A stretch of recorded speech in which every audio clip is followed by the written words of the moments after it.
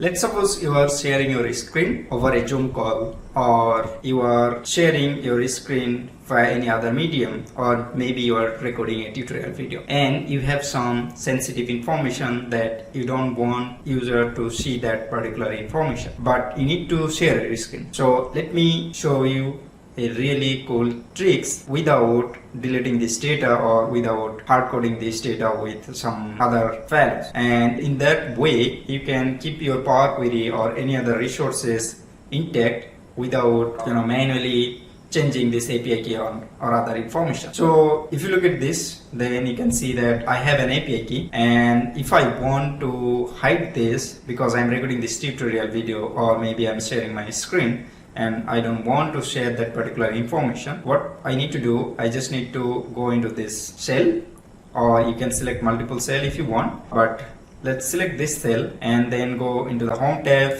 format cell, or you can right click on your mouse and find this format cell and then go to the custom option and then get rid of this general and put 3 semicolon, and if you put 3 semicolon, it will just hide that text or number or anything that we have in those cells. But if you want to get that asterisk field, like like a password field, then you just need to type 4 asterisk and then press OK, and that's it. Now you can see we have that password intact. Okay, if you look at this formula bar, then you can see that, but when I'm sharing my screen with other cell, then you cannot read that particular API key, and that's how you can hide sensitive information, or you can mark cells as a password field in this way. Now you may wonder that, okay, still I can see that information in the formula bar. So if you want to prevent that as well, then you need to hide the formula bar.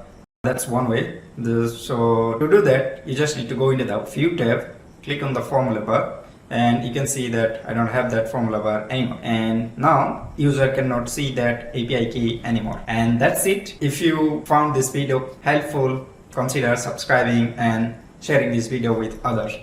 Have a good day.